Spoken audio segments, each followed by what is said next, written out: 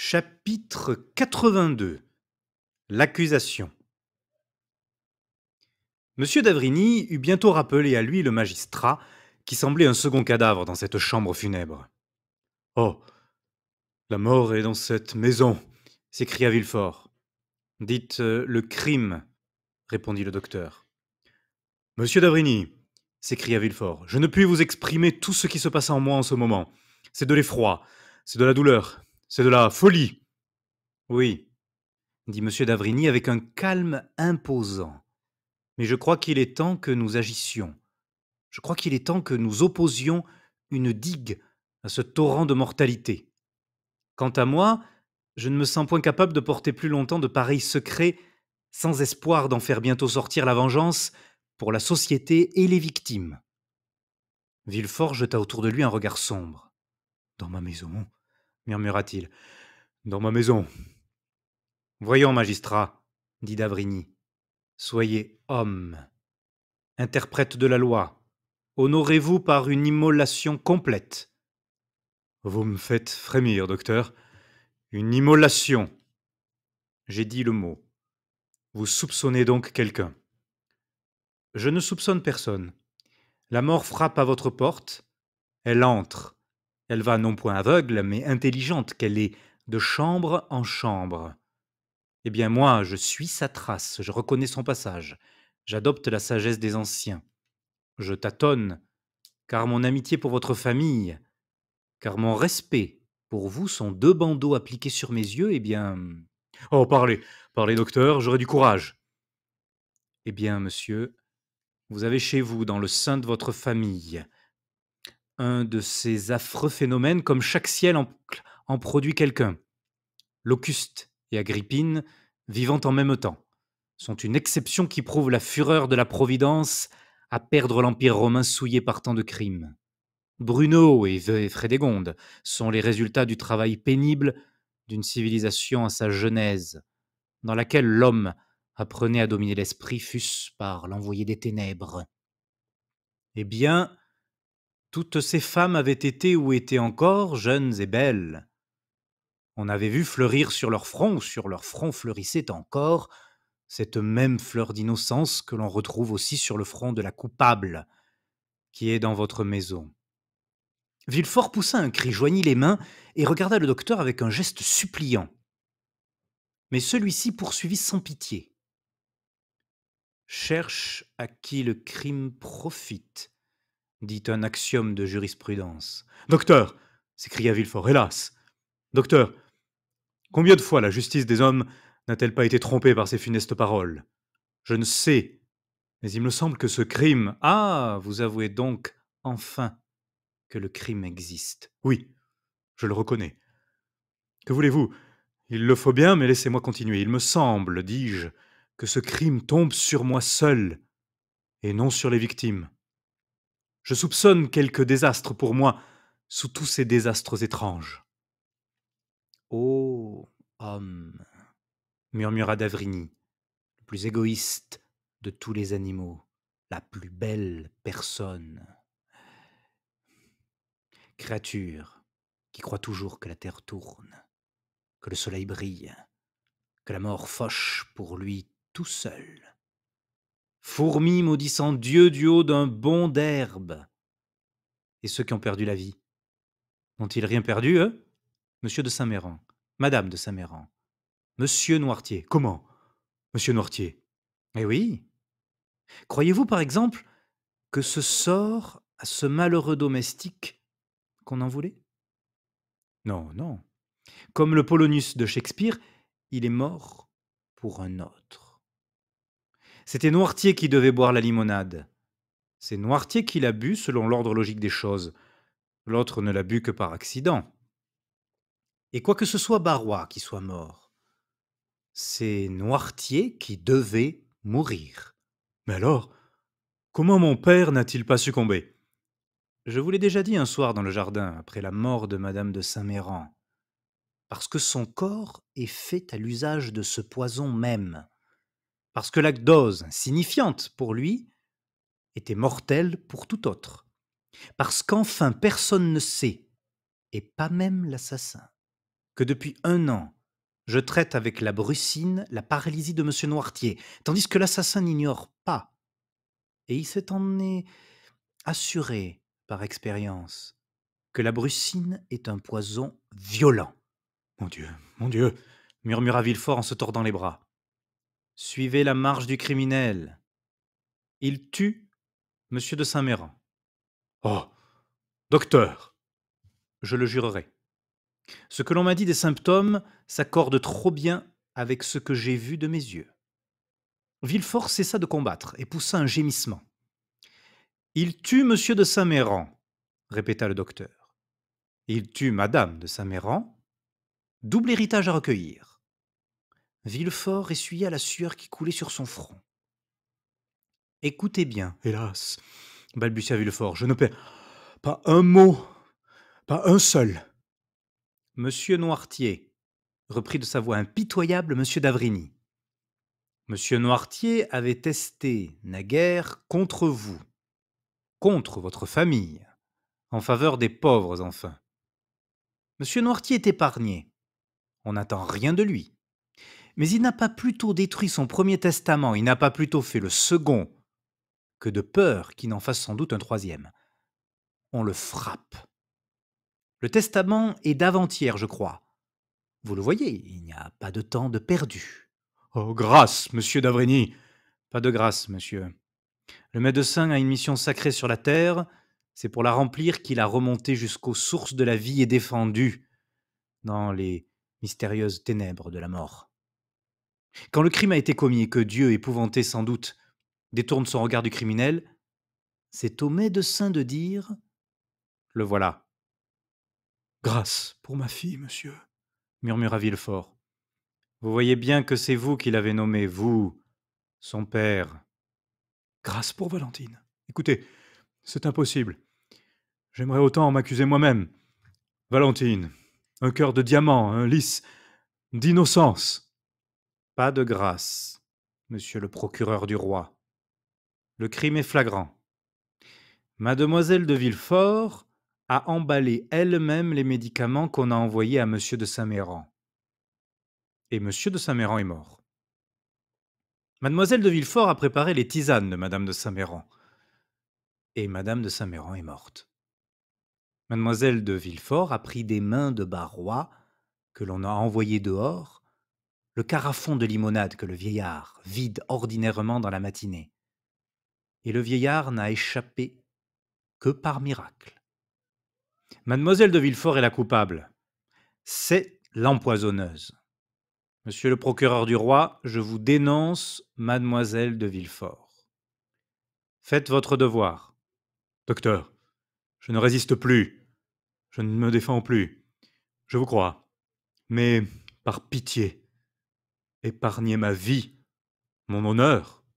Monsieur de Villefort, reprit le docteur avec une force croissante, il est des circonstances où je franchis toutes les limites de la sotte circonspection humaine. Si votre fille avait commis seulement un premier crime, et que je la vis sans méditer un second, je vous dirais, avertissez-la, punissez-la, qu'elle passe le reste de sa vie dans quelque cloître, dans quelque couvent, à pleurer, à prier. Si elle avait commis un second crime, je vous dirais, tenez, monsieur de Villefort, voilà un poison qui n'a pas d'antidote connu, prompte comme la pensée, rapide comme l'éclair, mortel comme la foudre. Donnez-lui ce poison en recommandant son âme à Dieu et sauvez ainsi votre honneur et vos jours, car c'est à vous qu'elle en veut. Et je la vois s'approcher de votre chevet avec ses sourires hypocrites et ses douces exhortations. Malheur à vous, monsieur de Villefort, si vous ne vous hâtez pas de frapper le premier.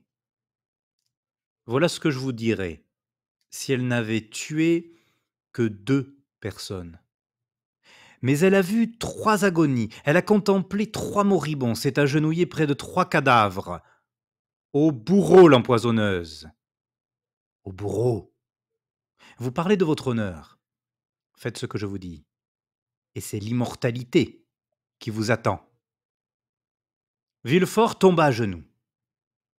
Écoutez, dit-il, je n'ai pas cette force que vous avez, ou plutôt que vous n'auriez pas si au lieu de ma fille Valentine, il s'agissait de votre fille Madeleine.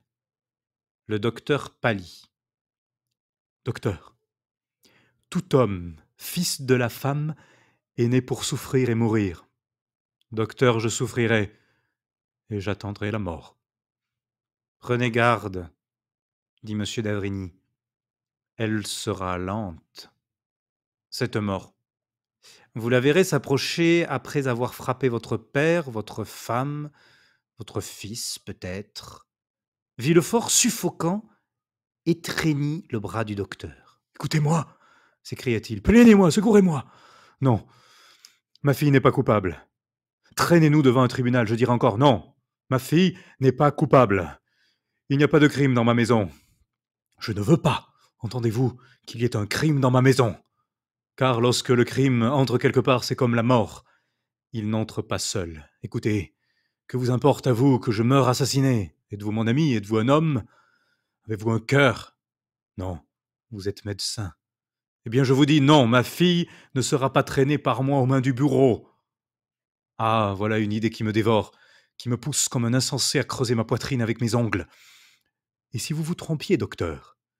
Si c'était un autre que ma fille? Si un jour je venais pâle comme un spectre vous dire: Assassin, tu as tué ma fille. Tenez, si cela arrivait, je suis chrétien, monsieur d'Avrigny, et cependant je me tuerais. C'est bien, dit le docteur après un instant de silence. J'attendrai. Villefort le regarda comme s'il doutait encore de ses paroles.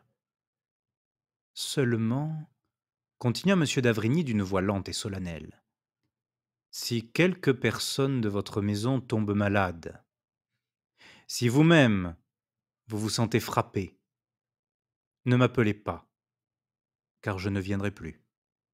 Je veux bien partager avec vous ce secret terrible, mais je ne veux pas que la honte et le remords aillent chez moi en fructifiant et en grandissant dans ma conscience, comme le crime et le malheur vont grandir et fructifier dans votre maison. Ainsi, vous m'abandonnez, docteur? Oui, car je ne puis pas vous suivre plus loin, et je ne m'arrête qu'au pied de l'échafaud. Quelque autre révélation viendra qui amènera la fin de cette terrible tragédie. Adieu, docteur, je vous en supplie. Toutes les horreurs qui souillent ma pensée font votre maison odieuse et fatale. Adieu, monsieur. Un mot seulement encore, docteur.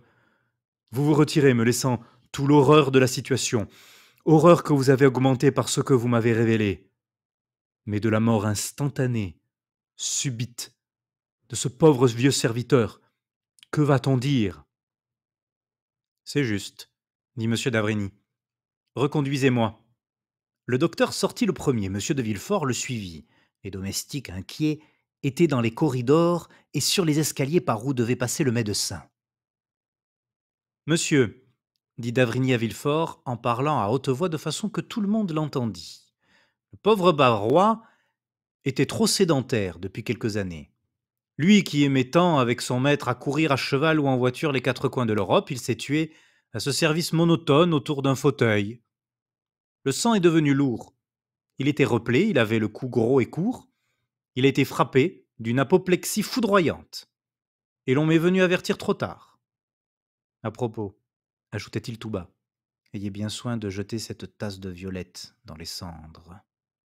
Et le docteur, sans toucher la main de Villefort, sans revenir un instant sur ce qu'il avait dit, sortit, escorté par les larmes et les lamentations de tous les gens de la maison. Le soir même, tous les domestiques de Villefort qui s'étaient réunis dans la cuisine et qui avaient longuement causé entre eux vinrent demander à madame de Villefort la permission de se retirer. Aucune instance, aucune proposition d'augmentation de gages ne les put retenir. À toute parole, ils répondaient: Nous voulons nous en aller, parce que la mort est dans la maison. Ils partirent donc, malgré les prières qu'on leur fit, témoignant que leur regret était vif de quitter de si bons maîtres et surtout mademoiselle Valentine, si bonne, si bienfaisante, si douce. Villefort, à ces mots, regarda Valentine. Elle pleurait. Chose étrange, à travers l'émotion que lui firent éprouver ses larmes, il regarda aussi madame de Villefort, et il lui sembla qu'un sourire fugitif et sombre avait passé sur ses lèvres minces, comme ces météores qu'on voit glisser sinistres entre deux nuages au fond d'un ciel orageux. Chapitre 83. La chambre du boulanger retirée. Le soir même du jour où le comte de Morcerf était sorti de chez Danglars avec une honte et une fureur que rend concevable la froideur du banquier, monsieur Andrea Cavalcanti, les cheveux frisés et luisants, les moustaches aiguisées, les gants blancs dessinant les ongles, était entré presque debout sur son phaéton dans la cour du banquier de la Chaussée-d'Antin. Au bout de 10 minutes de conversation au salon, il avait trouvé le moyen de conduire Danglars dans une embrasure de fenêtre et là, après un adroit préambule, il avait exposé les tourments de sa vie, depuis le départ de son noble père. Depuis le départ, il avait, disait-il, dans la famille du banquier, où l'on avait bien voulu le recevoir comme un fils, il avait trouvé toutes les garanties de bonheur qu'un homme doit toujours rechercher avant les caprices de la passion. Et quant à la passion elle-même, il avait eu le bonheur de la rencontrer dans les beaux yeux de mademoiselle Danglars. Danglars écoutait avec l'attention la plus profonde. Il y avait déjà 2 ou 3 jours qu'il attendait cette déclaration. Et lorsqu'elle arriva enfin, son œil se dilata autant qu'il s'était couvert et assombri en écoutant Morcerf. Cependant, il ne voulut point accueillir ainsi la proposition du jeune homme sans lui faire quelque observation de conscience. Monsieur Andrea, lui dit-il, n'êtes-vous pas un peu jeune pour songer au mariage? Mais non, monsieur, reprit Cavalcanti. Je ne trouve pas, du moins. En Italie, les grands seigneurs se marient jeunes en général. C'est une coutume logique. La vie est si chanceuse que l'on doit saisir le bonheur aussitôt qu'il passe à notre portée. Maintenant, monsieur, dit Danglars en admettant que vos propositions qui m'honorent soient agréées de ma femme et de ma fille, avec qui débattrions-nous les intérêts? C'est, il me semble, une négociation importante que les pères seuls savent traiter convenablement pour le bonheur de leurs enfants. Monsieur, mon père est un homme sage, plein de convenance et de raison. Il a prévu la circonstance probable où j'éprouverai le désir de m'établir en France. Il m'a donc laissé en partant, avec tous les papiers qui constatent mon identité, une lettre par laquelle il m'assure, dans le cas où je ferai un choix qui lui soit agréable, 150 000 livres de rente, à partir du jour de mon mariage. C'est autant que je puis juger le quart du revenu de mon père. Moi, dit Danglars, j'ai toujours eu l'intention de donner à ma fille 500 000 francs en la mariant. C'est d'ailleurs ma seule héritière. Eh bien, dit Andrea, vous voyez, la chose serait pour le mieux, en supposant que ma demande ne soit pas repoussée par madame la baronne Danglars et par mademoiselle Eugénie. Nous voilà à la tête de 175 000 livres de rente. Supposons une chose, que j'obtienne du marquis qu'au lieu de me payer la rente, il me donne le capital. Ce ne serait pas facile, je le sais bien, mais enfin, cela se peut. Vous nous feriez valoir ces 2 ou 3 millions, et 2 ou 3 millions entre des mains habiles peuvent toujours rapporter 10%. Je ne prends jamais qu'à 4, dit le banquier, et même à 3,5. Mais à mon gendre, je prendrais à 5, et nous partagerions les bénéfices. Eh bien, à merveille, beau-père, dit Cavalcanti, se laissant entraîner à la nature quelque peu vulgaire qui, de temps en temps, malgré ses efforts, faisait éclater le vernis d'aristocratie dont il essayait de les couvrir. Mais aussitôt se reprenant. Oh, pardon, monsieur, dit-il, vous voyez, l'espérance seule me rend presque fou. Que serait-ce donc de la réalité? Mais, dit Danglars, qui de son côté ne s'apercevait pas combien cette conversation, désintéressée d'abord, tournait promptement à l'agence d'affaires. Il y a sans doute une portion de votre fortune que votre père ne peut vous refuser. Laquelle demanda le jeune homme. Celle qui vient de votre mère. Et certainement, celle qui vient de ma mère, Leonora Corsinari. Et à combien peut monter cette portion de fortune? Ma foi, dit Andrea, je vous assure, monsieur, que je n'ai jamais arrêté mon esprit sur ce sujet. Mais j'estime qu'elle est à 2 millions pour le moins. Danglars ressentit cette espèce d'étouffement joyeux que ressentent ou l'avare qui retrouve un trésor perdu, ou l'homme prêt à se noyer qui rencontre sous ses pieds la terre solide au lieu du vide dans lequel il allait s'engloutir. Eh bien, monsieur, dit Andrea en saluant le banquier avec un tendre respect, puis-je espérer... Hmm, Monsieur Andrea, dit Danglars, Espérez. Et croyez bien que si nul obstacle de votre part n'arrête la marche de cette affaire, elle est conclue. mais, dit Danglars réfléchissant, Comment se fait-il que monsieur le comte de Monte Cristo, votre patron en ce monde parisien, ne soit pas venu avec vous nous faire cette demande? Andrea rougit imperceptiblement. Je viens de chez le comte, monsieur, dit-il. C'est incontestablement un homme charmant, mais d'une originalité inconcevable. Il m'a fort approuvé, il m'a dit même qu'il ne croyait pas que mon père hésitât un instant à me donner le capital au lieu de la rente. Il m'a promis son influence pour m'aider à obtenir cela de lui, mais il m'a déclaré que, personnellement, il n'avait jamais pris et ne prendrait jamais sur lui cette responsabilité de faire une demande en mariage. Mais je dois lui rendre cette justice. Il a daigné rajouter que s'il n'avait jamais déploré cette répugnance, c'était à mon sujet, puisqu'il pensait que l'union projetée serait heureuse et assortie. Du reste, s'il ne veut rien faire officiellement, il se réserve de vous répondre, m'a-t-il dit, quand vous lui parlerez. Ah, fort bien. Maintenant, dit Andrea avec son plus charmant sourire, j'ai fini de parler au beau-père, et je m'adresse au banquier. Et que lui voulez-vous donc? Dit en riant Danglars à son tour. C'est après-demain que j'ai quelque chose comme 4 000 francs à toucher chez vous. Mais le comte a compris que le mois dans lequel j'allais entrer amènerait peut-être un surcroît de dépenses auquel mon petit revenu de garçon ne saurait suffire. Et voici un bon de 20 000 francs qu'il m'a, je ne dirais pas donné, mais offert. Il est signé de sa main, comme vous voyez. Cela vous convient-il? Apportez-moi comme celui-là pour 1 million, je vous les prends, Dit Danglars en mettant le bon dans sa poche. Dites-moi votre heure pour demain, et mon garçon de caisse passera chez vous avec un reçu de 24 000 francs. Mais à 10 heures du matin, si vous voulez bien, le plus tôt sera le mieux. Je voudrais aller demain à la campagne. Soit, à 10 heures, à l'Hôtel des Princes, toujours. Oui. Le lendemain, avec une exactitude qui faisait honneur à la ponctualité du banquier, les 24 000 francs étaient chez le jeune homme qui sortit effectivement, laissant 200 francs pour Caderousse. Cette sortie avait de la part d'Andrea pour but principal d'éviter son dangereux ami.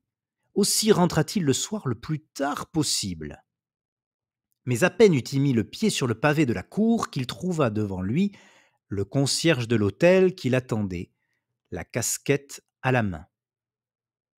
Monsieur, dit-il, cet homme est venu. Quel homme demanda négligemment Andrea comme s'il eût oublié celui dont, au contraire, il se souvenait trop bien. Celui à qui votre Excellence fait cette petite rente. Ah, oui, dit Andrea, cet ancien serviteur de mon père. Eh bien, vous lui avez donné les 200 francs que j'avais laissés pour lui. Oui, Excellence, précisément. Andrea se faisait appeler Excellence. Mais, continua le concierge, il n'a pas voulu les prendre. Andrea pâlit. Seulement, comme il faisait nuit, personne ne le vit pâlir. Comment, il n'a pas voulu les prendre dit-il d'une voix légèrement émue. Non, il voulait parler à votre Excellence. J'ai répondu que vous étiez sorti, il a insisté. Mais enfin, il a paru se laisser convaincre et m'a donné cette lettre, qu'il avait apportée toute cachetée. Voyons, dit Andrea. Il lut à la lanterne du phaéton. Tu sais où je demeure, je t'attends demain à 9 heures du matin. Andrea interrogea le cachet pour voir s'il avait été forcé et si des regards indiscrets avaient pu pénétrer dans l'intérieur de la lettre. Mais elle était pliée de telle sorte, avec un tel luxe de losanges et d'angles, que pour la lire, il eût fallu rompre le cachet. Or le cachet était parfaitement intact. Très bien, dit-il, pauvre homme, c'est une bien excellente créature. Et il laissa le concierge édifié par ces paroles, et ne sachant pas lequel il devait le plus admirer, du jeune maître ou du vieux serviteur. Dételez vite et montez chez moi, dit Andrea à son groom. En deux bonds, le jeune homme fut dans sa chambre et eut brûlé la lettre de Caderousse, dont il fit disparaître jusqu'aux cendres. Il achevait cette opération lorsque le domestique entra.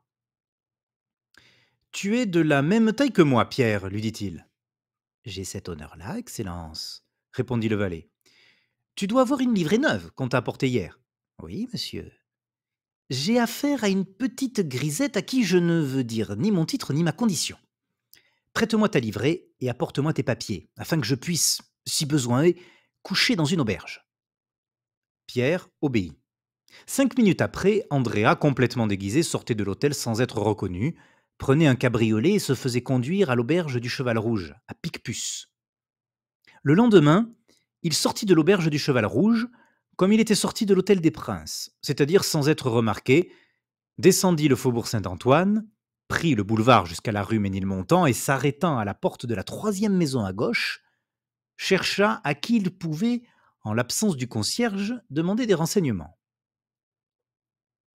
Que cherchez-vous, mon joli garçon demanda la fruitière d'en face.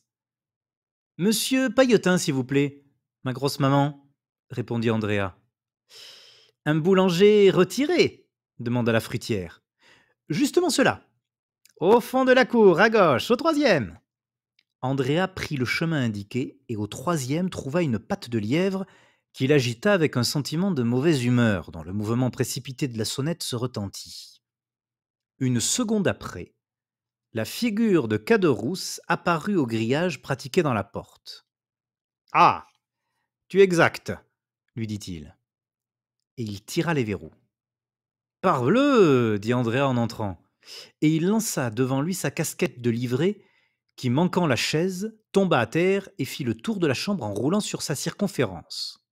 « Allons, allons, dit Caderousse, ne te fâche pas, le petit.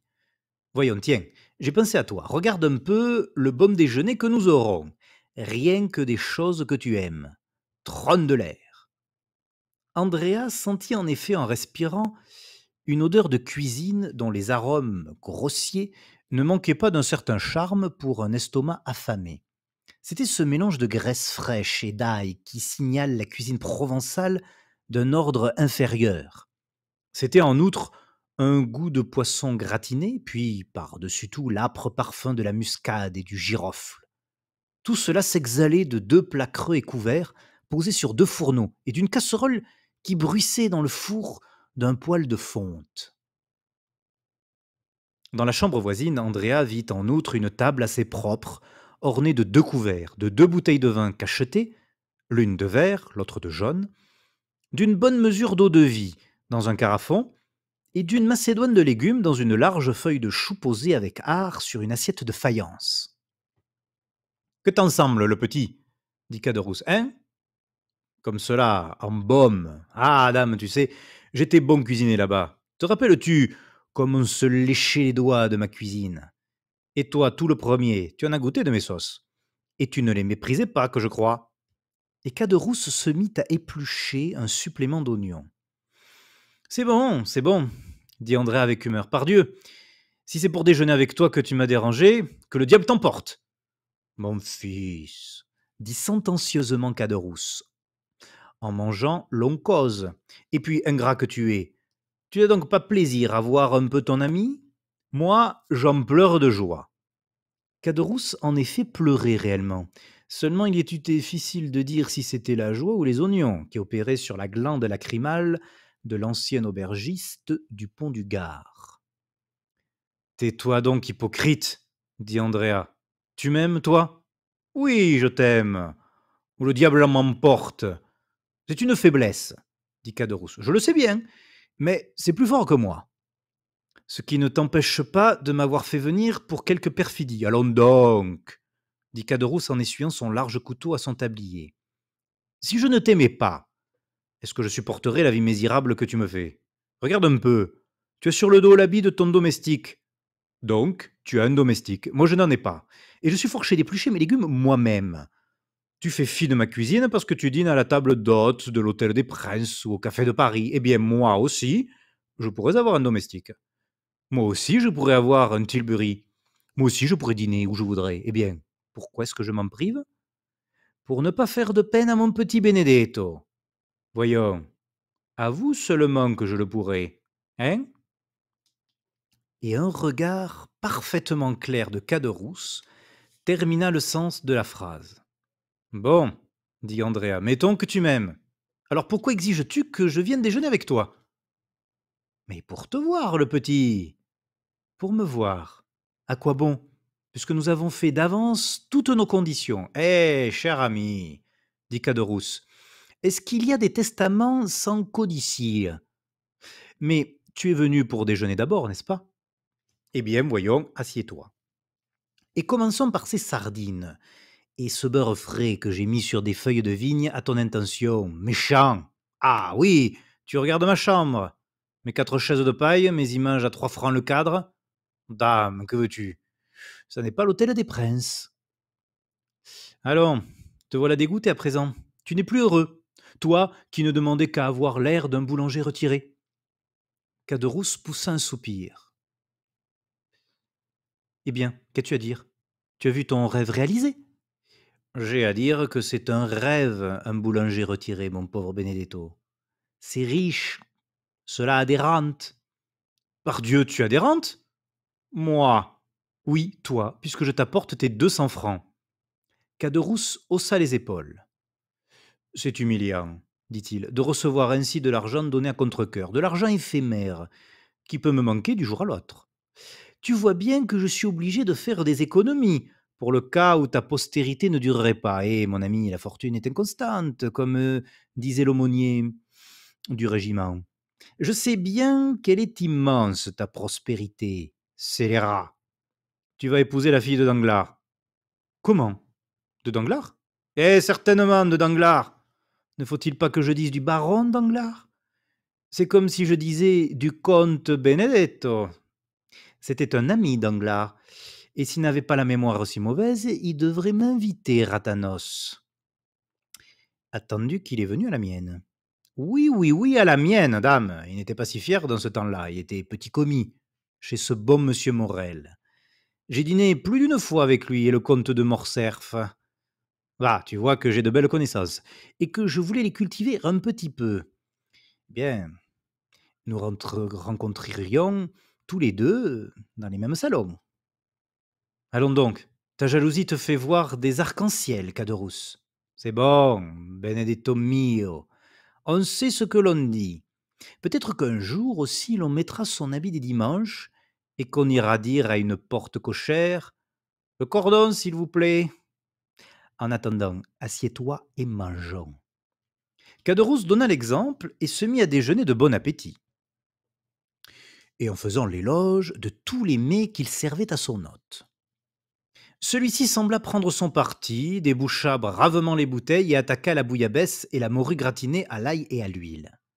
Ah, compère, dit Caderousse, il paraît que tu te raccommodes avec ton ancien maître d'hôtel.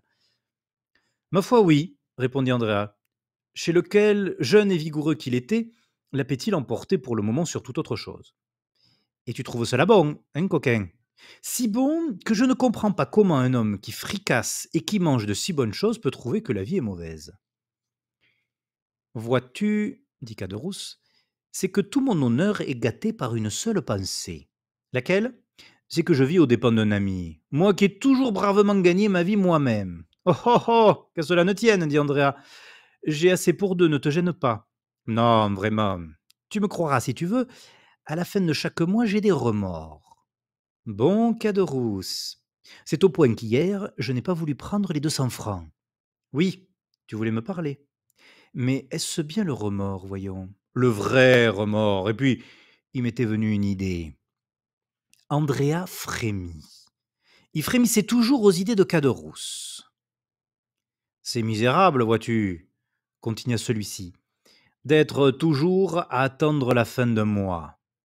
Et, dit philosophiquement Andrea, décidé à voir venir son compagnon, la vie ne se passe-t-elle pas à attendre, moi par exemple? Est-ce que je fais autre chose? Eh bien, je prends patience, n'est-ce pas?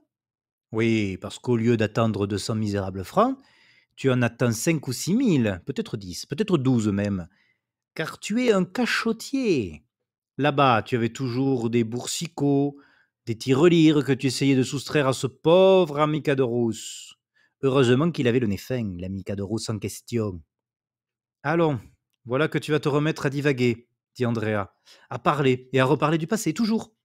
Mais à quoi bon rabâcher comme cela, je te le demande? Ah, c'est que tu as 21 ans, toi, et que tu peux oublier le passé. J'en ai 50, et je suis bien forcé de m'en souvenir. Mais n'importe. Revenons aux affaires. Oui, je voulais dire que si j'étais à ta place, eh bien, je réaliserais. Comment tu réaliserais? Oui, je demanderais un semestre d'avance, sous prétexte que je veux devenir éligible et que je vais acheter une ferme. Puis, avec mon semestre, je décamperai.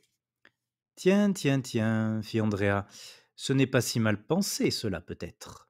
Mon cher ami, dit Caderousse, mange de ma cuisine et suis mes conseils. Tu ne t'en trouveras pas plus mal physiquement et moralement. Eh bien, mais, dit Andrea, pourquoi ne suis-tu pas toi-même le conseil que tu donnes? Pourquoi ne réalises-tu pas un semestre, une année même, et ne te retires pas à Bruxelles? Au lieu d'avoir l'air d'un boulanger retiré, tu aurais l'air d'un banqueur routier dans l'exercice de ses fonctions. Cela est bien porté. Mais comment diable veux-tu que je me retire avec 1200 francs? Ah, Caderousse, dit Andrea, comme tu te fais exigeant. Il y a 2 mois, tu mourais de faim. L'appétit vient en mangeant, dit Caderousse en montrant ses dents comme un singe qui rit ou comme un tigre qui gronde. Aussi, ajouta-t-il en coupant avec ses mêmes dents, si blanches et si aiguës malgré l'âge, une énorme bouchée de pain. J'ai fait un plan. Les plans de Caderousse épouvantaient Andrea encore plus que ses idées. Les idées n'étaient que le germe. Le plan, c'était la réalisation. Voyons ce plan, dit-il, ce doit être joli. Pourquoi pas? Le plan grâce auquel nous avons quitté l'établissement de Monsieur Chose, de qui venait-il, hein? De moi, je présuppose. Il n'en était pas plus mauvais, ce me semble, puisque nous voilà ici. Je ne dis pas, répondit Andrea. Tu as quelquefois du bon, mais enfin, voyons ton plan. Voyons, poursuivit Caderousse, peux-tu, toi, sans débourser un sou, me faire avoir une quinzaine de 1000 francs? Non, ce n'est pas assez de 15 000 francs. Je veux pas devenir un honnête homme à moins de 30 000 francs. Non, répondit sèchement Andrea. Non, je ne le puis. Tu ne m'as pas compris, à ce qu'il paraît, répondit froidement Caderousse d'un air calme. Je t'ai dit sans débourser un sou. Ne veux-tu pas que je vole pour gâter toute mon affaire? Et la tienne avec la mienne? Et qu'on nous reconduise là-bas? Oh, moi, dit Caderousse, ça m'est bien égal qu'on me reprenne. Je suis un drôle de corps, sais-tu? Je m'ennuie parfois des camarades. Ce n'est pas comme toi, sans cœur, qui voudrait ne jamais les revoir. Andrea fit plus que frémir cette fois, il pâlit. Voyons, Caderousse, pas de bêtises, dit-il. Eh non, sois donc tranquille, mon petit Benedetto. Mais indique-moi donc un petit moyen de gagner ces 30 000 francs sans te mêler de rien. Tu me laisseras faire. Voilà tout. Eh bien, je verrai, je chercherai, dit Andrea. Mais en attendant, tu pousseras mon mois à 500 francs. J'ai une manie. Je voudrais prendre une bonne. Eh bien, tu auras tes 500 francs, dit Andrea. Mais c'est lourd pour moi, mon pauvre Caderousse. Tu abuses. Bah, dit Caderousse, puisque tu puises dans tes coffres qui n'ont point de fond. On eût dit qu'Andrea attendait là son compagnon, tant son œil brilla d'un rapide éclair qui, il est vrai, s'éteignit aussitôt. Ça, c'est la vérité, répondit Andrea. Et mon protecteur est excellent pour moi. Ce cher protecteur, dit Caderousse. Ainsi donc, il te fait par moi? 5 000 francs, dit Andrea. Autant de 1000 que tu me fais de 100, reprit Caderousse. En vérité, il n'y a que des bâtards pour avoir du bonheur. 5 000 francs par mois. Que diable peut-on faire de tout cela? Et mon Dieu, c'est bien vite dépensé. Aussi, je suis comme toi. Je voudrais bien avoir un capital. Un capital, oui, je comprends. Tout le monde voudrait bien avoir un capital. Eh bien, moi, j'en aurai un. Et qu'est-ce qui te le fera, ton prince? Oui, mon prince. Malheureusement, il faut que j'attende. Que tu attendes de quoi? Demanda Caderousse. Sa mort. La mort de ton prince? Oui. Et comment cela? Parce qu'il m'a porté sur son testament. Vrai? Parole d'honneur. Pour combien? Pour 500 000. Rien que cela, merci du peu. C'est comme je te le dis. Allons donc, pas possible. Caderousse, tu es mon ami. Comment donc, à la vie, à la mort? Eh bien, je vais te dire un secret. Dis, mais écoute. Oh, pardieu, muet comme une carpe. Eh bien, je crois. Andrea s'arrêta en regardant autour de lui. Tu crois? N'aie pas peur, pardieu, nous sommes seuls. Je crois que j'ai retrouvé mon père. Ton vrai père? Oui, pas le père Cavalcanti. Non, puisque celui-là est reparti. Le vrai, comme tu dis. Et ce père, c'est...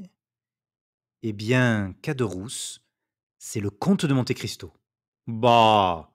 Oui, tu comprends, alors tout s'explique. Il ne peut pas m'avouer tout haut, à ce qu'il paraît, mais il me fait reconnaître par monsieur Cavalcanti, à qui il donne 50 000 francs pour ça. 50 000 francs pour être ton père, moi j'aurais accepté pour moitié prix. Pour 20 000, pour 15 000. Comment? Tu n'as pas pensé à moi? Est-ce que je savais cela? Puisque tout s'est fait tandis que nous étions là-bas. Ah, c'est vrai. Et tu dis que par son testament, il me laisse 500 000 francs. Tu en es sûr? Il me l'a montré. Mais ce n'est pas le tout. Il y a un codicille, comme je disais tout à l'heure. Probablement. Et dans ce codicille, il me reconnaît. Oh, le bon homme de père, le brave homme de père, l'honnêtissime homme de père, dit Caderousse en faisant tourner en l'air une assiette qu'il retint entre ses deux mains. Voilà. Dis encore que j'ai des secrets pour toi. Non, et ta confiance t'honore à mes yeux. Et ton prince de père, il est donc riche, richissime? Je crois bien. Il ne connaît pas sa fortune. Est-ce possible? Dame, je le vois bien, moi qui suis reçu chez lui à toute heure. L'autre jour, c'était un garçon de banque qui lui a porté 50 000 francs dans un portefeuille gros comme ta serviette. Hier, c'est un banquier qui lui a porté 5 000 francs en or. Caderousse était abasourdi. Il lui semblait que les paroles du jeune homme avaient le son du métal et qu'il entendait rouler des cascades de louis. Et tu vas dans cette maison-là? S'écria-t-il avec naïveté. Quand je veux. Caderousse demeura pensif un instant. Il était facile de voir qu'il retournait dans son esprit quelques profondes pensées. Puis soudain, que j'aimerais avoir tout cela, s'écria-t-il. Et comme tout cela doit être beau. Le fait est, dit Andrea, et c'est magnifique. Et ne demeure-t-il pas avenue des Champs-Élysées? Numéro 30. Ah, dit Caderousse, numéro 30. Oui, une belle maison isolée entre cour et jardin. Tu connais que celle-là. C'est possible. Mais ce n'est pas l'extérieur qui m'occupe, c'est l'intérieur. Les beaux meubles, hein, qu'il doit y avoir là-dedans. As-tu vu quelquefois les Tuileries? Non. Eh bien, c'est plus beau. Dis donc, Andrea, il doit faire bon à se baisser quand ce bon Monte Cristo laisse tomber sa bourse. Oh mon Dieu, ce n'est pas la peine d'attendre ce moment-là, dit Andrea. L'argent traîne dans cette maison-là comme les fruits dans un verger. Dis donc, tu devrais m'y conduire un jour avec toi. Est-ce que c'est possible? Et à quel titre? Tu as raison. Mais tu m'as fait venir l'eau à la bouche, faut absolument que je vois cela. Je trouverai un moyen. Pas de bêtises, Caderousse. Je me présenterai comme frotteur. Il y a des tapis partout. Ah, pécaire. Alors il faut que je me contente de voir cela en imagination. C'est ce qu'il y a de mieux, crois-moi. Tâche au moins de me faire comprendre ce que cela peut être. Comment veux-tu? Rien de plus facile. Est-ce grand? Ni trop grand, ni trop petit. Mais comment est-ce distribué? Dame, il me faudrait de l'encre et du papier pour faire un plan. En voilà, dit vivement Caderousse. Et il alla chercher sur un vieux secrétaire une feuille de papier blanc, de l'encre et une plume. Tiens, dit Caderousse, trace-moi tout cela sur du papier, mon fils. Andrea prit la plume avec un imperceptible sourire et commença. La maison, comme je te l'ai dit, est entre cour et jardin. Vois-tu? Comme cela. Et Andrea fit le tracé du jardin, de la cour et de la maison. Des grands murs? Non, 8 ou 10 pieds tout au plus. Ce n'est pas prudent, dit Caderousse. Dans la cour, des caisses d'orangers, des pelouses, des massifs de fleurs, et pas de pieds jaloux. Non, les écuries, aux deux côtés de la grille, où tu vois, là. Andrea continua son plan. Voyons le rez-de-chaussée, dit Caderousse. Au rez-de-chaussée, salle à manger, deux salons, salle de billard, escalier dans le vestibule, et petit escalier dérobé. Des fenêtres magnifiques, si belles, si larges que ma foi, oui, je crois qu'un homme de ta taille passerait par chaque carreau. Pourquoi diable a-t-on des escaliers quand on a des fenêtres pareilles? Que veux-tu? Le luxe. Mais des volets. Oui, des volets, mais dont on ne se sert jamais. Un original, ce comte de Monte Cristo, qui aime avoir le ciel même pendant la nuit. Et les domestiques, où couchent-ils? Oh, ils ont leur maison à eux. Figure-toi, un joli hangar à droite en entrant, où l'on serre les échelles. Eh bien, il y a sur ce hangar une collection de chambres pour les domestiques, avec des sonnettes correspondant aux chambres. Ah, diable! Des sonnettes. Tu dis? Moi, rien, je dis que cela coûte très cher à poser les sonnettes. Et à quoi cela sert-il? Je te le demande. Autrefois, il y avait un chien qui se promenait la nuit dans la cour, mais on l'a fait conduire à la maison d'Auteuil, tu sais, à celle où tu es venu. Ouais. Moi, je lui disais encore hier, c'est imprudent de votre part, monsieur le comte, car lorsque vous allez à Auteuil et que vous emmenez vos domestiques, la maison reste seule. Eh bien, a-t-il demandé après? Eh bien, après quelques beaux jours, on vous volera. Qu'a-t-il répondu? Ce qu'il a répondu? Oui. Il m'a répondu: «Eh bien, qu'est-ce que cela me fait qu'on me vole? Andrea, il y a quelques secrétaires à mécanique». «Comment cela?» «Oui, qui prend le voleur dans une grille et qui joue un air. On m'a dit qu'il y en avait comme cela à la dernière exposition. Il a tout bonnement un secrétaire en acajou auquel j'ai toujours vu la clé. Et on ne le vole pas. Non, les gens qui le servent lui sont tout dévoués. Il doit y en avoir dans ce secrétaire-là, hein, de la monnaie. Il y a peut-être... on ne peut pas savoir ce qu'il y a. Et où est-il? Au premier. Fais-moi donc un peu le plan du premier, le petit, comme tu m'as fait celui du rez-de-chaussée. C'est facile. Et Andrea reprit la plume. Au premier, vois-tu, il y a antichambre, salon, à droite du salon, bibliothèque et cabinet de travail. À gauche du salon, une chambre à coucher et un cabinet de toilette. C'est dans le cabinet de toilette qu'est le fameux secrétaire. Et une fenêtre au cabinet de toilette? Deux, là et là. Et Andrea dessina deux fenêtres à la pièce qui sur le plan faisait l'angle et figurait comme un carré moins grand, ajouté au carré long de la chambre à coucher. Caderousse devint rêveur. Et va-t-il souvent à Auteuil? Demanda-t-il. 2 ou 3 fois par semaine. Demain, par exemple, il doit y aller passer la journée et la nuit. Tu en es sûr? Il m'a invité à y aller dîner. Ah, la bonne heure, voilà une existence, dit Caderousse. Maison à la ville, maison à la campagne. Voilà ce que c'est que d'être riche. Et iras-tu dîner? Probablement. Quand tu y dînes, y couches-tu? Quand cela me fait plaisir, je suis chez le comte comme chez moi. Caderousse regarda le jeune homme comme pour arracher la vérité du fond de son cœur, mais Andrea tira une boîte à cigares de sa poche, y prit un Havane, l'alluma tranquillement et commença à le fumer sans affectation. Quand veux-tu les 500 francs? Demanda-t-il à Caderousse. Mais tout de suite, si tu les as.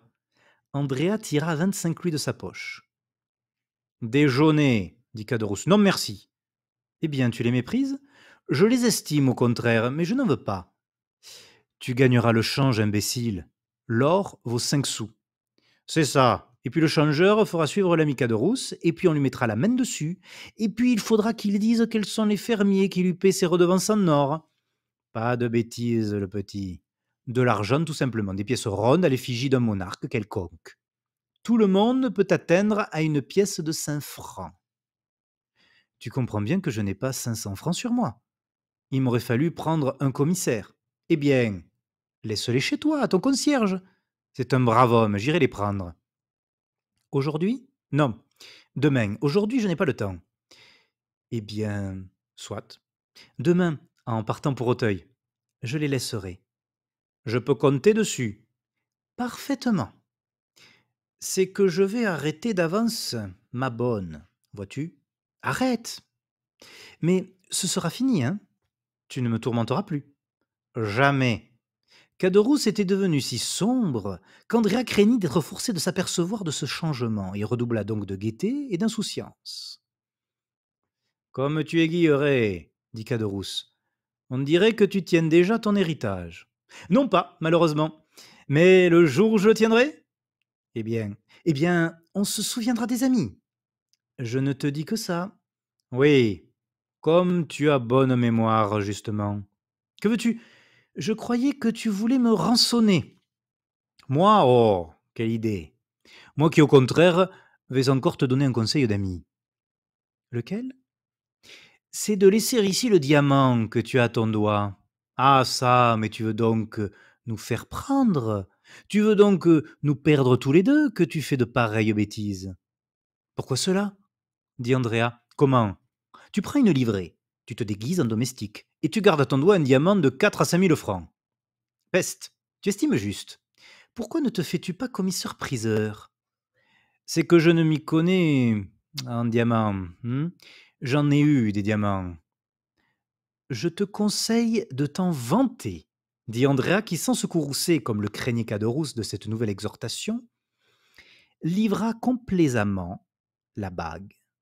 Caderousse la regarda de si près qu'il fut clair pour Andrea qu'il examinait si les arêtes de la coupe étaient bien vives. C'est un faux diamant, dit Caderousse. Allons donc, fit Andrea. Plaisantes-tu? Oh, ne te fâche pas, on peut voir.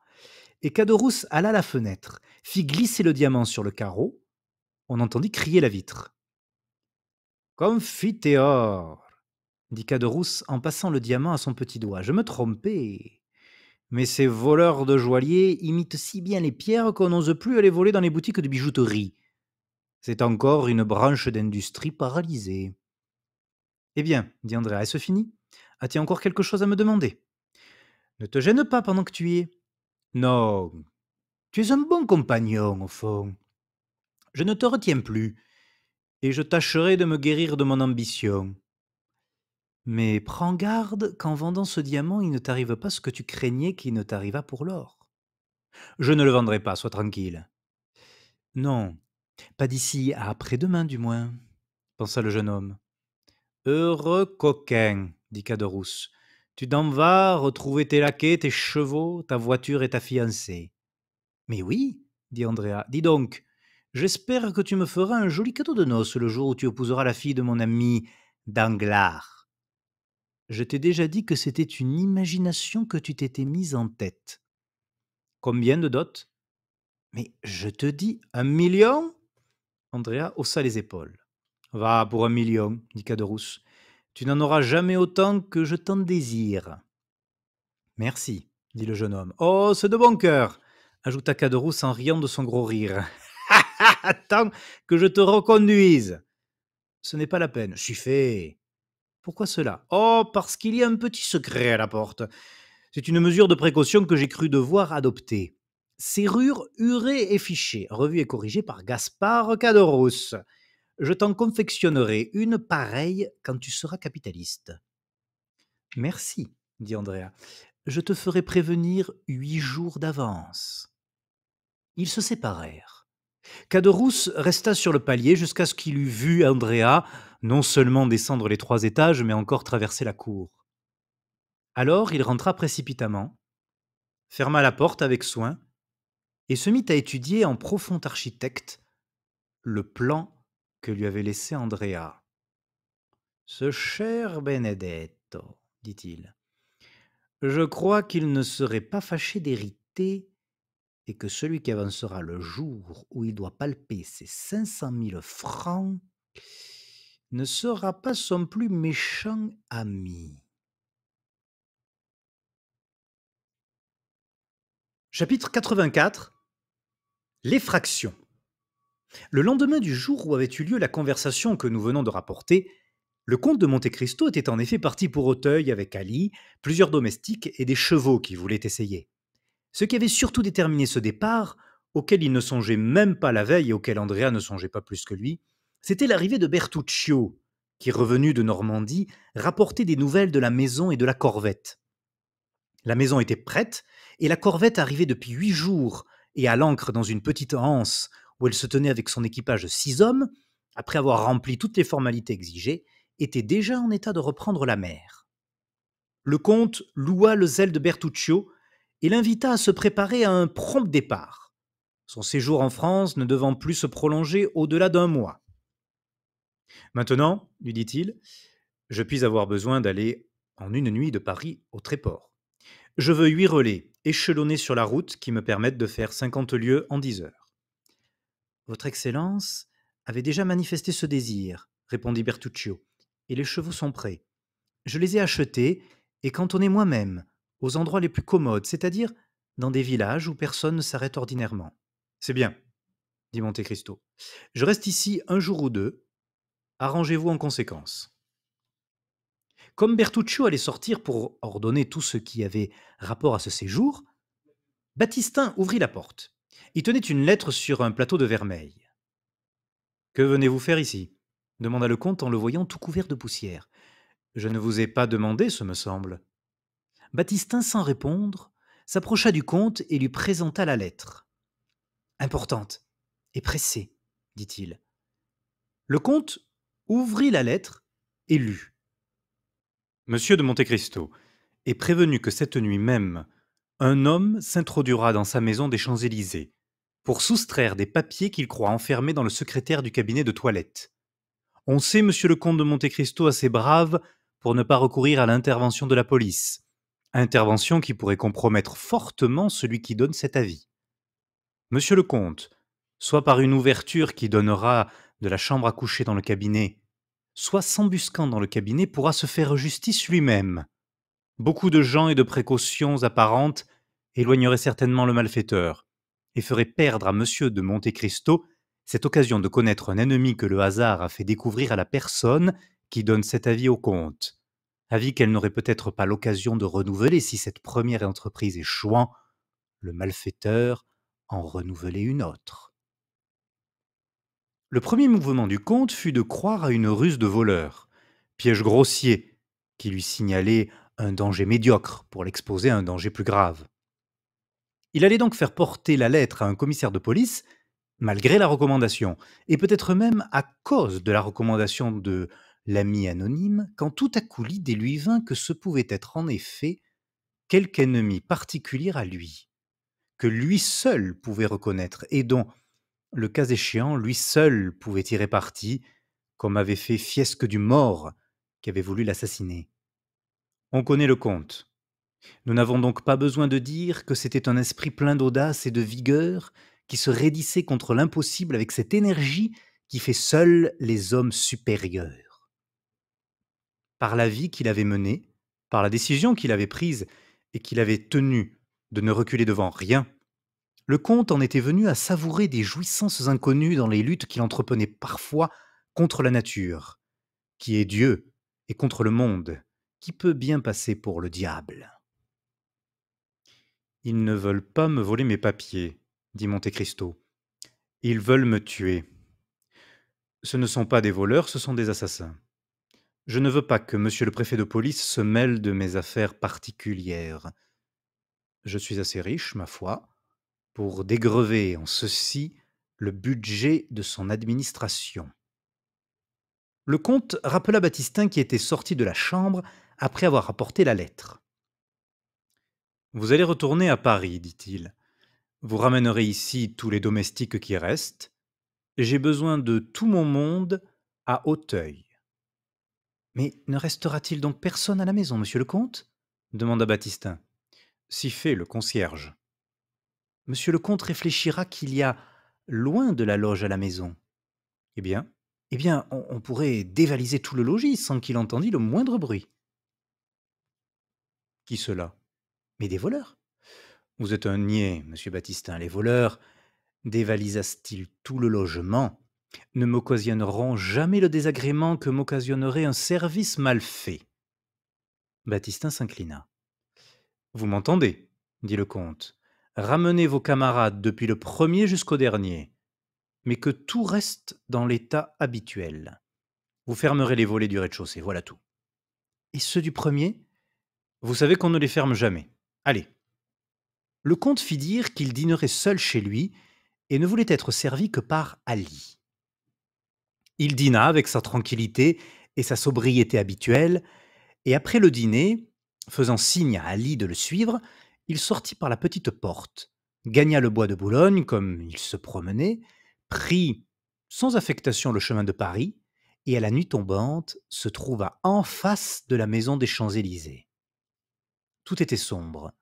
Seule une faible lumière brillait dans la loge du concierge, distante d'une quarantaine de pas de la maison, comme l'avait dit Baptistin. Monte Cristo s'adossa à un arbre et de cet œil qui se trompait si rarement, sonda la double allée, examina les passants et plongea son regard dans les rues voisines afin de voir si quelqu'un n'était point embusqué. Au bout de 10 minutes, il fut convaincu que personne ne le guettait. Il courut aussitôt à la petite porte avec Ali, entra précipitamment et par l'escalier de service dont il avait la clé, rentra dans sa chambre à coucher, sans ouvrir ou déranger un seul rideau, sans que le concierge lui-même pût se douter que la maison qu'il croyait vide avait retrouvé son principal habitant. Arrivé dans la chambre à coucher, le comte fit signe à Ali de s'arrêter. Puis il passa dans le cabinet qu'il examina. Tout était dans l'état habituel. Le précieux secrétaire à sa place et la clé au secrétaire. Il le ferma à double tour, prit la clé, revint à la porte de la chambre à coucher, enleva le double gâche du verrou et rentra. Pendant ce temps, Ali apportait sur une table les armes que le comte lui avait demandées, c'est-à-dire une carabine courte et une paire de pistolets doubles, dont les canons superposés permettaient de viser aussi sûrement qu'avec des pistolets de tir. Armé ainsi, le comte tenait la vie de 5 hommes entre ses mains. Il était 9h30 à peu près. Le comte et Ali mangèrent à la hâte un morceau de pain et burent un verre de vin d'Espagne. Puis Monte Cristo fit glisser un de ces panneaux mobiles qui lui permettait de voir d'une pièce dans l'autre. Il avait à sa portée ses pistolets, sa carabine, et Ali, debout près de lui, tenait à la main une de ces petites haches arabes qui n'ont pas changé de forme depuis les croisades. Par une des fenêtres de la chambre à coucher, parallèle à celle du cabinet, le comte pouvait voir dans la rue. 2 heures se passèrent ainsi. Il faisait l'obscurité la plus profonde, et cependant Ali, grâce à sa nature sauvage, et cependant le comte, grâce sans doute à une qualité acquise, distinguait dans cette nuit jusqu'aux plus faibles oscillations des arbres de la cour. Depuis longtemps, la petite lumière de la loge du concierge s'était éteinte. Il était à présumer que l'attaque, si réellement il y avait une attaque projetée, aurait lieu par l'escalier du rez-de-chaussée et non par une fenêtre. Dans les idées de Monte Cristo, les malfaiteurs en voulaient à sa vie et non à son argent. C'était donc à sa chambre à coucher qu'ils s'attaqueraient, et ils parviendraient à sa chambre à coucher soit par l'escalier dérobé, soit par la fenêtre du cabinet. Il plaça Ali devant la porte de l'escalier et continua de surveiller le cabinet. 11h03 sonnèrent à l'horloge des Invalides. Le vent d'ouest apportait sur ces humides bouffées la lugubre vibration des 3 coups. Comme le dernier coup s'éteignait, le comte crut entendre un léger bruit du côté du cabinet. Ce premier bruit, ou plutôt ce premier grincement, fut suivi d'un second, puis d'un troisième. Au quatrième, le comte savait à quoi s'en tenir. Une main ferme et exercée était occupée à couper les 4 côtés d'une vitre avec un diamant. Le comte sentit battre plus rapidement son cœur. Si endurcis au danger que soient les hommes, si bien prévenus qu'ils soient du péril, ils comprennent toujours, au frémissement de leur cœur et au frémissement de leur chair, la différence énorme qui existe entre le rêve et la réalité, entre le projet et l'exécution. Cependant, Monte Cristo ne fit qu'un signe pour prévenir Ali. Celui-ci, comprenant que le danger était du côté du cabinet, fit un pas pour se rapprocher de son maître. Monte Cristo était avide de savoir à quels ennemis et à combien d'ennemis il avait affaire. La fenêtre où l'on travaillait était en face de l'ouverture par laquelle le comte plongeait son regard dans le cabinet. Ses yeux se fixèrent donc vers cette fenêtre. Il vit une ombre se dessiner plus épaisse sur l'obscurité. Puis un des carreaux devint tout à fait opaque, comme si l'on y collait du dehors une feuille de papier. Puis le carreau craqua sans tomber. Par l'ouverture pratiquée, un bras passa qui chercha l'espagnolette. Une seconde après, la fenêtre tourna sur ses gonds et un homme entra. L'homme était seul. Voilà un hardi coquin, murmura le comte. En ce moment, il sentit qu'Ali lui touchait doucement l'épaule. Il se retourna. Ali lui montrait la fenêtre de la chambre où ils étaient et qui donnait sur la rue. Monte Cristo fit 3 pas vers cette fenêtre. Il connaissait l'exquise délicatesse des sens du fidèle serviteur. En effet, il vit un autre homme qui se détachait d'une porte et, montant sur une borne, semblait chercher à voir ce qui se passait chez le comte. « Bon, dit-il, ils sont 2. L'un agit, l'autre guette. » Il fit signe à Ali de ne pas perdre des yeux l'homme de la rue et revint à celui du cabinet. Le coupeur de vitres était entré et s'orientait, les bras tendus en avant. Enfin, il parut s'être rendu compte de toute chose. Il y avait 2 portes dans le cabinet. Il alla passer les verrous de toutes 2. Lorsqu'il s'approcha de celle de la chambre à coucher, Monte Cristo crut qu'il venait pour entrer et prépara un de ses pistolets, mais il entendit simplement le bruit des verrous glissant dans leurs anneaux de cuivre. C'était une précaution, voilà tout. Le nocturne visiteur, ignorant le soin qu'avait pris le comte d'enlever les gâches, pouvait désormais se croire chez lui et agir en toute tranquillité. Seul et libre de tous ses mouvements, l'homme alors tira de sa large poche quelque chose que le comte ne put distinguer, posa ce quelque chose sur un guéridon, puis alla droit au secrétaire, le palpa à l'endroit de la serrure, et s'aperçut que, contre son attente, la clé manquait.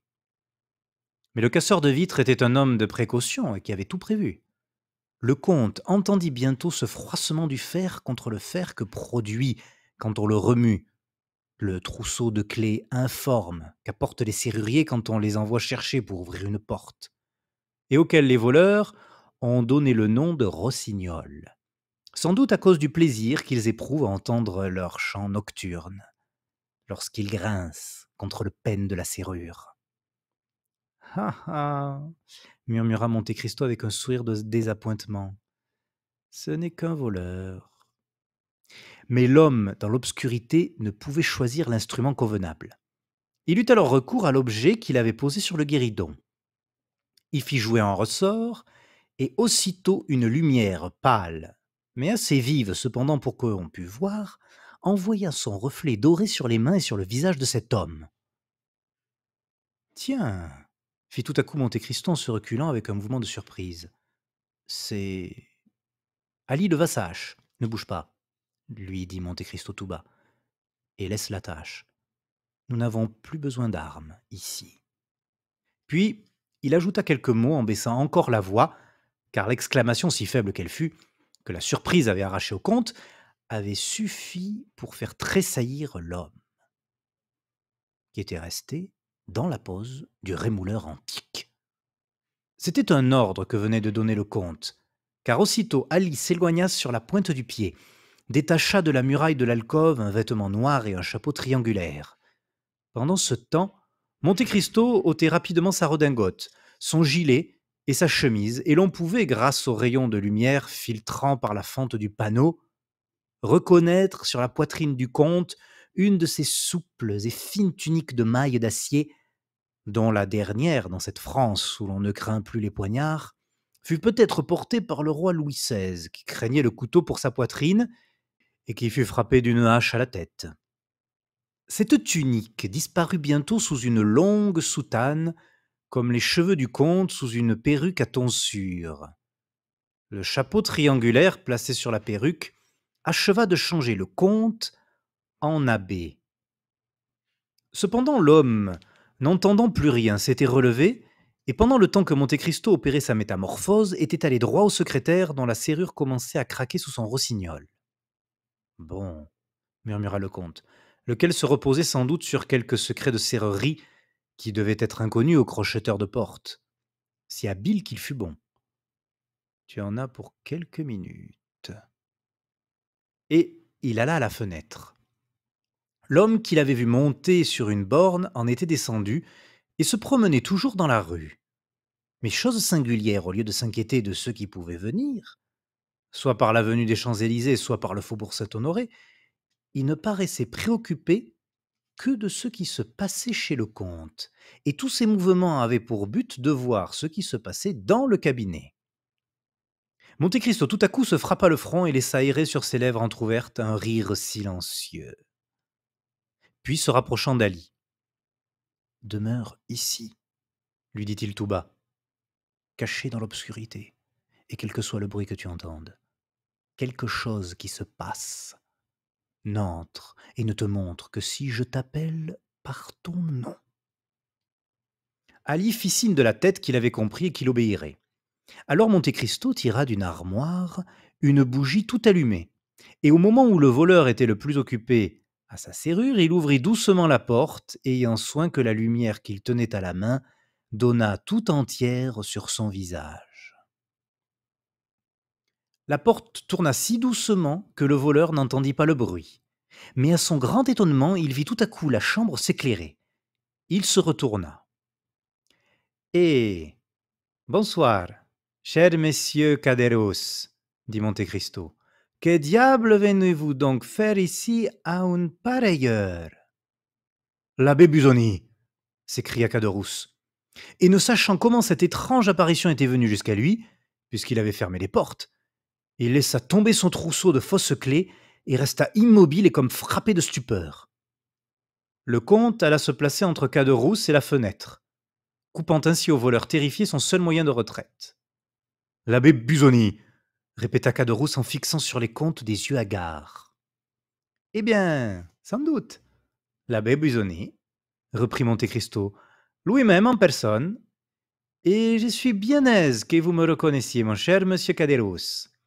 Cela prouve que nous avons bonne mémoire, car si je ne me trompe pas, voilà tantôt 10 ans que nous ne nous sommes vus. » Ce calme, cette ironie, cette puissance frappèrent l'esprit de Caderousse d'une terreur vertigineuse. « L'abbé, l'abbé, » murmura-t-il en crispant ses poings et en faisant claquer ses dents. « Nous voulons donc voler le comte de Monte Cristo, » continua le prétendu abbé. « Monsieur l'abbé, » murmura Caderousse, cherchant à gagner la fenêtre que lui interceptait impitoyablement le comte.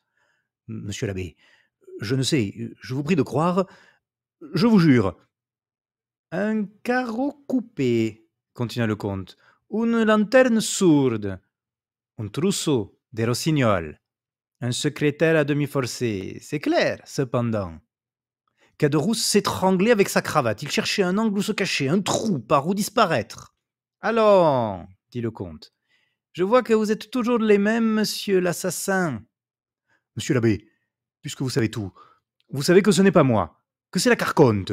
Ça a été reconnu au procès, puisqu'ils ne m'ont condamné qu'aux galères. »« Vous avez donc fini votre temps, que je vous retrouve en train de vous y faire ramener. »« Non, monsieur l'abbé, j'ai été délivré par quelqu'un. »« Ce quelqu'un a rendu un charmant service à la société. »« Ah, dit Caderousse, j'avais cependant bien promis ainsi. Vous êtes en rupture de ban, interrompit Monte Cristo. Hélas, oui, fit Caderousse très inquiet. Mauvaise récidive. Cela vous conduira, si je ne me trompe pas, à la place des grèves.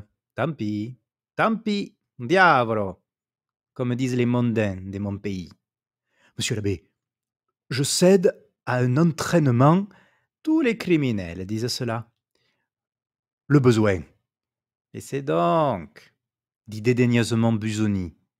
Les besoins peuvent conduire à demander l'aumône, à voler un pain à la porte d'un boulanger, mais non à venir forcer un secrétaire dans une maison que l'on croit inhabitée. Et lorsque le bijoutier Johannes venait de vous compter 45 000 francs en échange du diamant que je vous avais donné, et que vous l'avez tué pour avoir les diamants et l'argent, était-ce aussi les besoins? Pardon, monsieur l'abbé, dit Caderousse. Vous m'avez déjà sauvé une fois. Sauvez-moi encore une seconde. Cela ne m'encourage pas. Êtes-vous seul, monsieur l'abbé? Demanda Caderousse en joignant les mains. Ou bien avez-vous là des gendarmes, tout prêts à me prendre? Je suis seul, dit l'abbé, et j'aurai encore pitié de vous, et je vous laisserai aller au risque des nouveaux malheurs que peut amener ma faiblesse. Si vous me dites toute la vérité. Ah, monsieur l'abbé, s'écria Caderousse en joignant les mains et en se rapprochant d'un pas de Monte Cristo. Je puis bien vous dire que vous êtes mon sauveur, vous. Vous prétendez qu'on vous a délivré du bagne. Oh ça, foi de Caderousse, monsieur l'abbé. Qui cela? Un Anglais. Comment s'appelait-il? Lord Villemort. Je le connais. Je saurai donc si vous mentez. Monsieur l'abbé, je dis la vérité pure. Cet Anglais vous protégeait donc? Non, pas moi, mais un jeune Corse qui était mon compagnon de chaîne. Comment s'est nommé ce jeune Corse? Benedetto. C'est un nom des baptêmes. Il n'en avait pas d'autre, c'était un enfant trouvé. Alors, ce jeune homme s'est évadé avec vous? Oui. Et comment cela? Nous travaillons à Saint-Mandrier, près de Toulon. Connaissez-vous Saint-Mandrier? Je le connais. Eh bien, pendant qu'on dormait de midi à 1 heure, des forçats qui font la sieste. Plaignez donc ces gaillards-là, dit l'abbé. Dame, fit Caderousse, on ne peut pas toujours travailler, on n'est pas des chiens. Heureusement pour les chiens, dit Monte Cristo, pendant que les autres faisaient donc la sieste. Nous nous sommes éloignés un petit peu, nous avons scié nos fers avec une lime que nous avait fait parvenir l'Anglais, et nous nous sommes sauvés à la nage. Et qu'est devenu ce Benedetto? Je n'en sais rien. Vous devez le savoir cependant. Non, en vérité. Nous nous sommes séparés à hier. Et pour donner plus de poids à sa protestation, Caderousse fit encore un pas vers l'abbé qui demeura immobile à sa place, toujours calme et interrogateur. Vous mentez, dit l'abbé Busoni avec un accent d'irrésistible autorité. Monsieur l'abbé, vous mentez. Cet homme est encore votre ami. Et vous vous servez de lui comme d'un complice, peut-être. Oh, monsieur l'abbé, depuis que vous avez quitté Toulon, comment avez-vous vécu? Répondez, comme j'ai pu. Vous mentez, reprit une troisième fois l'abbé avec un accent plus impératif encore. Caderousse, terrifié, regarda le comte. Vous avez vécu, reprit celui-ci, de l'argent qu'il vous a donné. Eh bien, c'est vrai, dit Caderousse. Benedetto est devenu un fils de grand seigneur. Comment peut-il être le fils des grands seigneurs?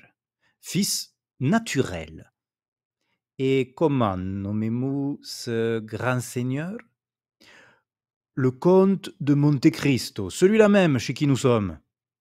Benedetto, les fils du comte, reprit Monte Cristo étonné à son tour. Dame, il faut bien croire, puisque le comte lui a trouvé un faux père, puisque le comte lui fait 4000 francs par mois, puisque le comte lui laisse 500 000 francs par son testament. Ah ah, dit le faux abbé qui commençait à comprendre. Et quel nom porte en attendant ce jeune homme? Il s'appelle Andrea Cavalcanti. Alors, c'est un jeune homme que mon ami le comte de Monte Cristo reçoit chez lui et qui va épouser mademoiselle Danglars. Justement. Et vous souffrez cela, misérable, vous qui connaissez sa vie et sa flétrissure. Pourquoi voulez-vous que j'empêche un camarade de réussir? Dit Caderousse. C'est juste. Ce n'est pas à vous de prévenir monsieur Danglars. C'est à moi. Ne faites pas cela, monsieur l'abbé. Et pourquoi? Parce que c'est notre pain que vous nous feriez perdre. Et vous croyez que pour conserver les pains à des misérables comme vous, je me ferai la fauteur de leur ruse, le complice de leur crime? Monsieur l'abbé, dit Caderousse en se rapprochant encore. Je dirai tout. À qui? À monsieur Danglars. Trône de l'air! S'écria Caderousse en tirant un couteau tout ouvert de son gilet et en frappant le comte au milieu de la poitrine. Tu ne diras rien, l'abbé! Au grand étonnement de Caderousse, le poignard, au lieu de pénétrer dans la poitrine du comte, rebroussa émoussé. En même temps, le comte saisit de la main gauche le poignet de l'assassin et le tordit avec une telle force que le couteau tomba de ses doigts raidis et que Caderousse poussa un cri de douleur. Mais le comte, sans s'arrêter à ce cri, continua de tordre le poignet du bandit jusqu'à ce que, le bras disloqué, il tomba d'abord à genoux, puis ensuite la face contre terre. Le comte appuya son pied sur sa tête et dit: « Je ne sais qui me retient de te briser le crâne, scélérat. »« Ah, grâce, grâce !» cria Caderousse. Le comte retira son pied. « Relève-toi, dit-il. » Caderousse se releva. « Du Dieu, quel poignet vous avez, monsieur l'abbé !» dit Caderousse, caressant son bras tout meurtri par les tenailles de chair qu'il avait étreint. « Dieu, quel poignet !»« Silence. Dieu me donne la force d'édompter une bête féroce comme toi. C'est au nom de ce Dieu que j'agis. Souviens-toi de cela, misérable, et t'épargner en ce moment, c'est encore servir les desseins des dieux. » « Ouf !» fit Caderousse tout endolori. « Prends cette plume et ce papier, et écris ce que je vais te dicter. »« Je ne sais pas écrire, monsieur l'abbé. »« Tu mens. Prends cette plume et écris. » Caderousse, subjugué par cette puissance supérieure, s'assit et écrivit. « Monsieur, l'homme que vous recevez chez vous et à qui vous destinez votre fille est un ancien forçat échappé avec moi du bagne de Toulon. Il portait le numéro 59 et moi le numéro 58. Il se nommait Benedetto, mais il ignore lui-même son véritable nom, n'ayant jamais connu ses parents. « Signe, continua le comte. Mais vous voulez donc me perdre? Si je voulais te perdre, imbécile, je te traînerais jusqu'au premier corps de garde. D'ailleurs, à l'heure où les billets sera rendu à son adresse, il est probable que tu n'auras plus rien à craindre. Signe donc. » Caderousse signa.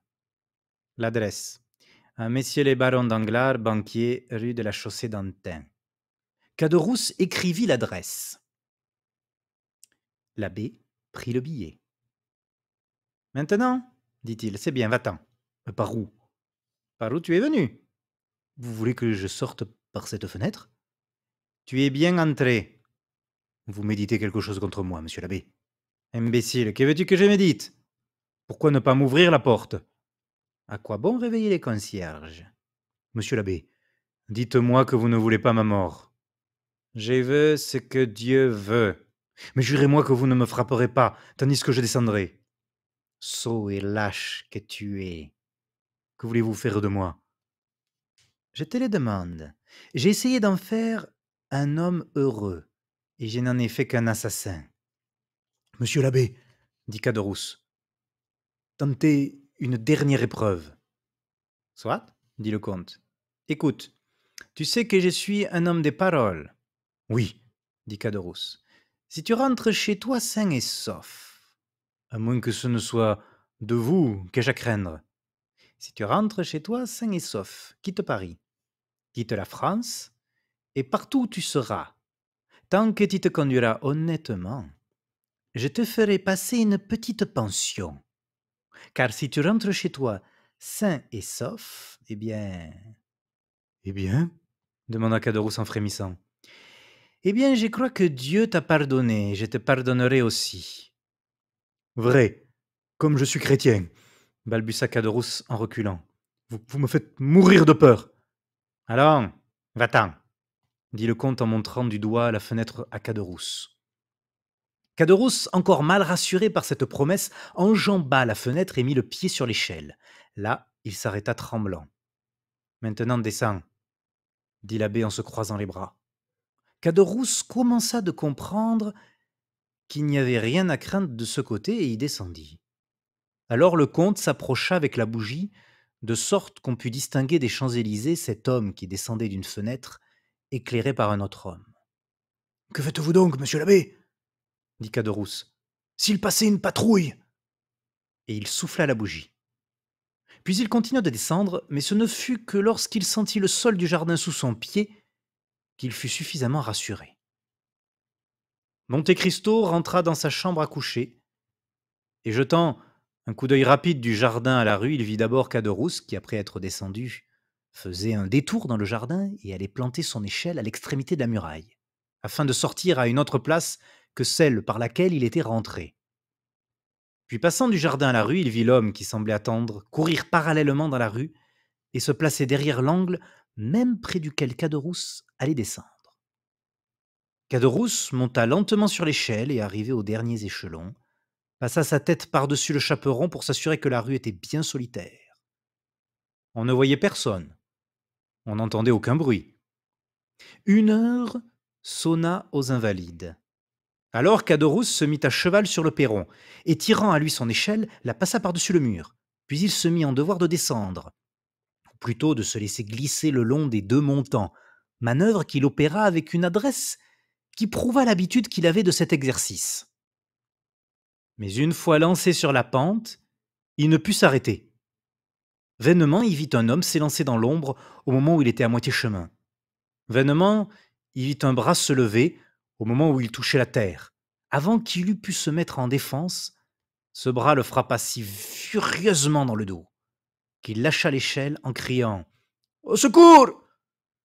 Le second coup lui arriva presque aussitôt dans le flanc et il tomba en criant « Au meurtre !» Enfin, comme il se roulait sur la terre, son adversaire le saisit par les cheveux et lui porta un 3e coup dans la poitrine. Cette fois, Caderousse voulut crier encore, mais il ne put pousser qu'un gémissement et laissa couler en gémissant les 3 ruisseaux de sang qui sortaient de ses 3 blessures. L'assassin, voyant qu'il ne criait plus, lui souleva la tête par les cheveux. Caderousse avait les yeux fermés et la bouche tordue. L'assassin le crut mort, laissa retomber la tête et disparut. Alors Caderousse, le sentant s'éloigner, se redressa sur son coude et d'une voix mourante cria dans un suprême effort. « À l'assassin ! Je meurs ! À moi ! Monsieur l'abbé, à moi !» Ce lugubre appel perça l'ombre de la nuit. La porte de l'escalier dérobé s'ouvrit, puis la petite porte du jardin, et Ali et son maître accoururent avec des lumières.